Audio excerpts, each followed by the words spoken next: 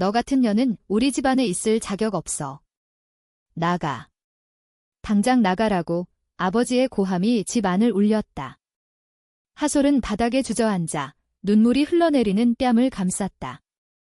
어머니는 고개를 저으며 한숨을 쉬었고 오빠는 냉정한 눈으로 그녀를 내려다보았다. 그날 밤 서울의 추운 겨울거리로 쫓겨난 하솔은 가방 하나만 들고 서 있었다. 그녀의 죄는 단 하나, 레즈비언이라는 사실이었다. 학교 친구인 하연과의 관계가 발각된 순간 가족의 세계가 무너졌다. 왜 나를 이해해주지 않아? 하솔은 속으로 중얼거렸다. 바람이 세차게 불어오는 거리에서 그녀는 할머니의 집으로 향했다. 할머니는 유일한 희망이었다. 할머니의 집은 서울 외곽, 오래된 한옥마을에 자리 잡고 있었다. 문을 두드리자 할머니가 문을 열었다. 소라, 이 밤에 웬일이냐? 할머니의 목소리는 따뜻했다. 하솔은 울면서 안으로 들어가 모든 것을 털어놓았다. 가족의 배신, 하연과의 사랑, 그리고 쫓겨난 고통. 할머니는 조용히 듣더니 그녀를 안아주었다. 세상이 변해도 사랑은 사랑이야. 할미가 내 곁에 있을게. 그 말에 하솔은 처음으로 안도감을 느꼈다. 할머니는 그녀를 받아들였고 함께 사는 삶이 시작되었다. 할머니의 집은 옛날 그대로였다. 마당에 장독대가 놓여있고 방 안에는 한지로 만든 병풍이 서 있었다. 할머니는 매일 아침 김치찌개를 끓여주었고 저녁에는 함께 산책하며 이야기를 나누었다. 옛날에 할미도 사랑 때문에 고생했어. 하지만 후회하지 않아. 할머니의 말은 하솔에게 위로가 되었다. 그녀는 대학을 다니며 디자인을 공부했고 하연과는 몰래 만나며 사랑을 키웠다. 하연은 부산 출신으로 서울로 유학 온 학생이었다. 그녀들은 카페에서 손을 잡고 한강에서 산책하며 꿈을 공유했다. 우리가 함께라면 뭐든 이겨낼 수 있어. 하연의 미소가 하솔의 가슴을 녹였다. 그러나 행복은 오래가지 않았다. 가족이 할머니에게 압력을 넣기 시작했다. 아버지가 찾아와 소리를 질렀다. 어머니, 그 애를 왜 받아들이세요? 집안 망신이에요. 할머니는 단호했다. 내 집이야. 내가 간섭할 일 아니야. 그 후 가족과의 연락이 끊겼다. 하솔은 죄책감을 느꼈지만 할머니의 지지가 그녀를 버티게 했다.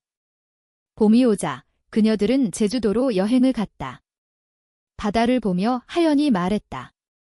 소라, 나랑 평생 함께 할래? 그 순간 하솔은 눈물을 흘렸다. 사랑은 단순했지만 세상은 복잡했다. 여름이 되자 할머니의 건강이 나빠졌다. 병원에서 진단받은 결과 암이었다. 하솔은 충격에 빠졌다.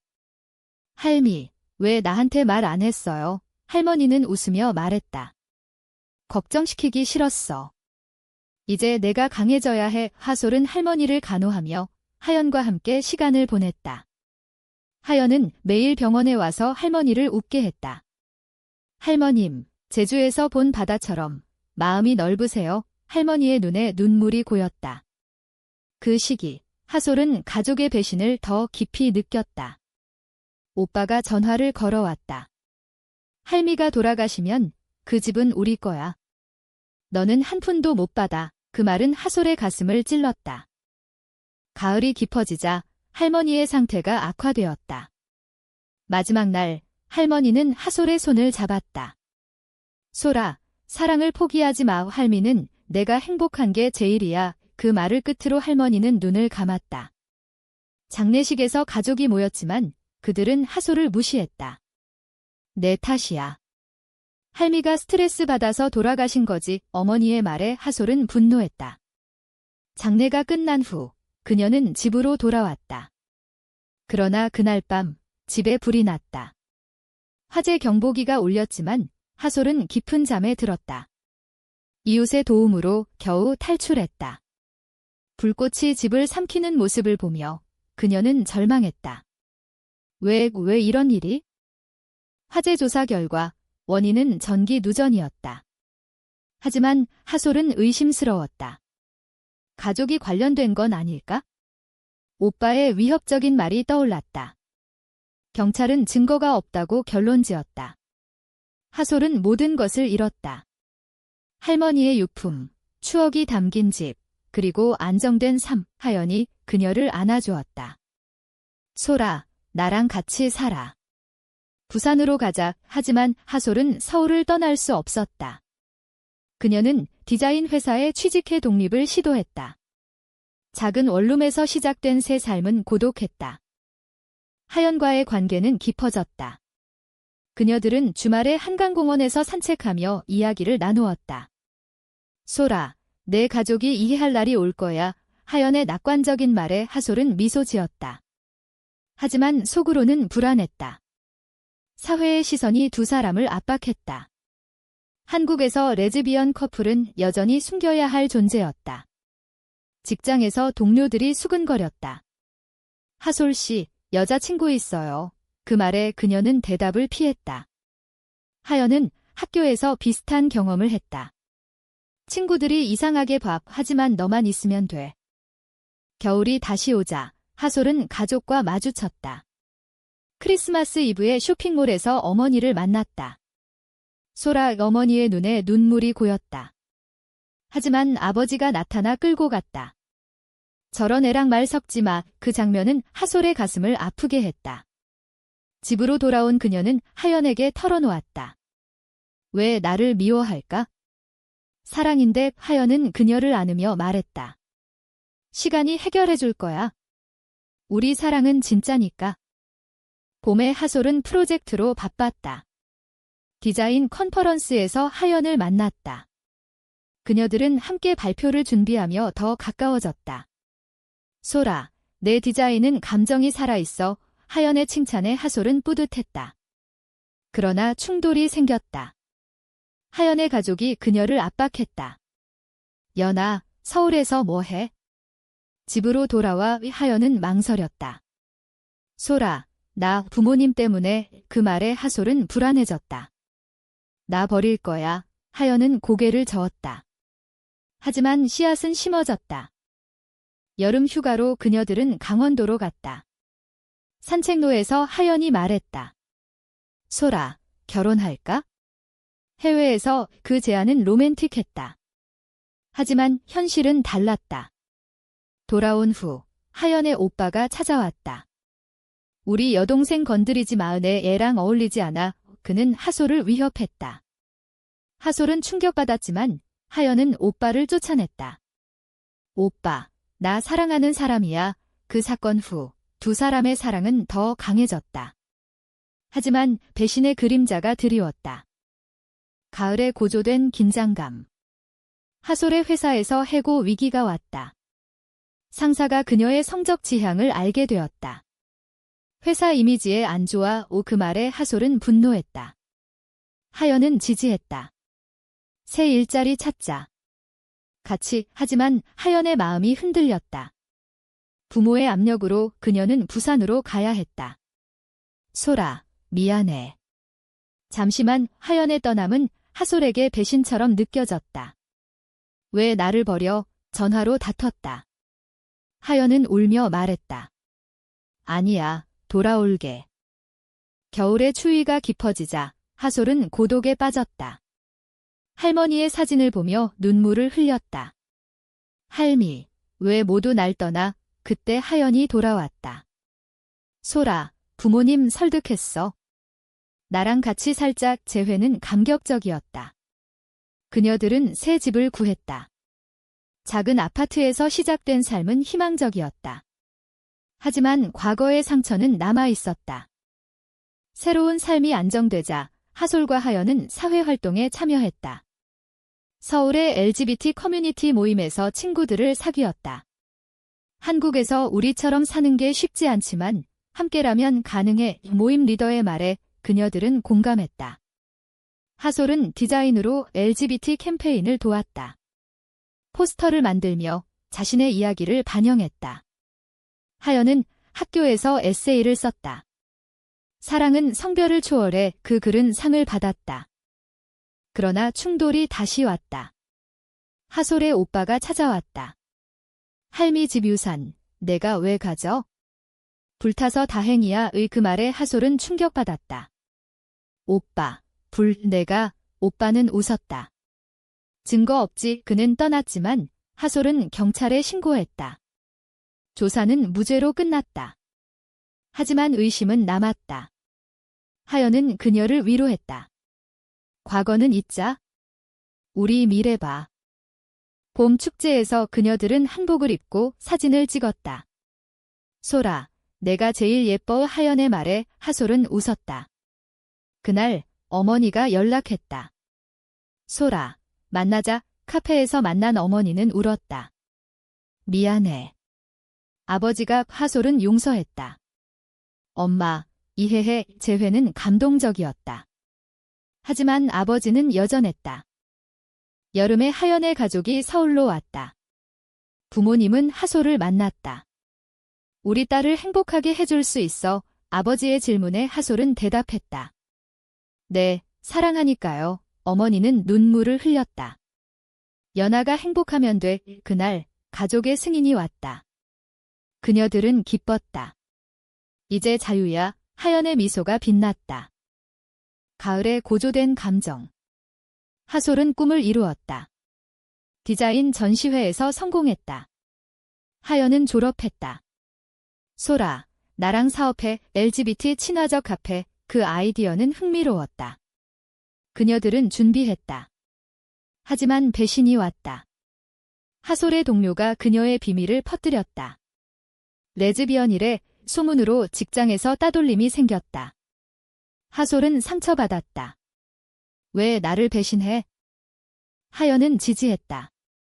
새 출발하자. 그녀들은 카페를 열었다. 소련 카페라는 이름으로 손님들이 왔다. LGBT 커플, 친구들. 여기서 자유로워. 손님의 말에 그녀들은 뿌듯했다. 겨울의 카페는 번창했다. 크리스마스 파티에서 그녀들은 춤을 췄다. 사랑해, 소라. 하연의 속삭임이 따뜻했다. 그러나 위기가 왔다. 아버지가 카페에 왔다. 이런 곳에서 뭐 해? 집안 망신. 그는 소리를 질렀다. 하솔은 대응했다. 아빠, 이게 제 삶이에요. 어머니가 말렸다.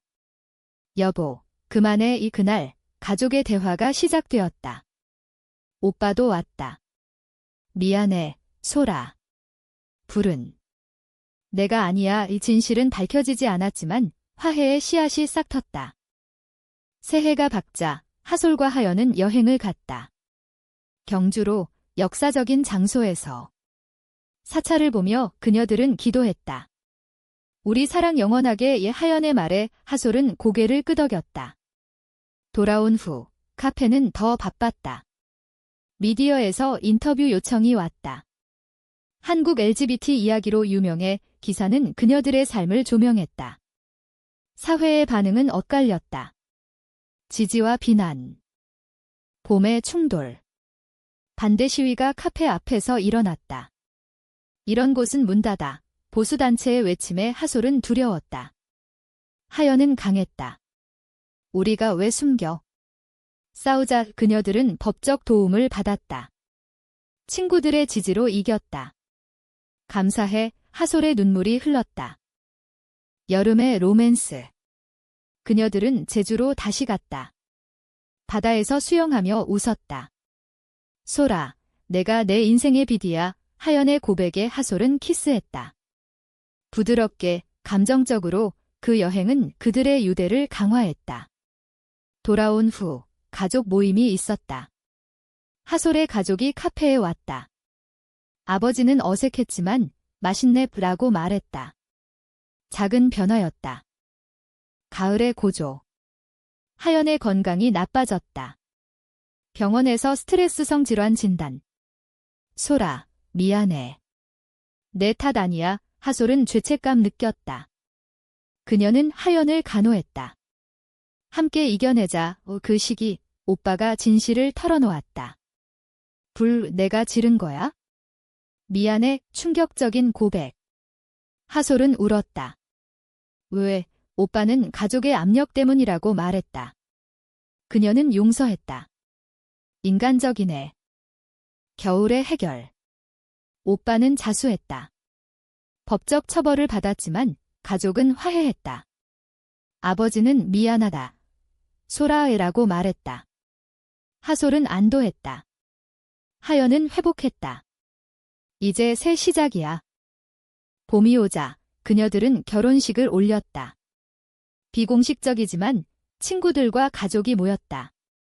한강에서 꽃잎이 흩날리는 가운데 하솔, 영원히 사랑할게. 하연의 맹세에 하솔은 나도 그라고 답했다. 어머니는 울며 축하했다. 아버지는 조용히 지켜보았다. 오빠는 미안한 미소를 지었다. 여름의 카페는 체인으로 확장.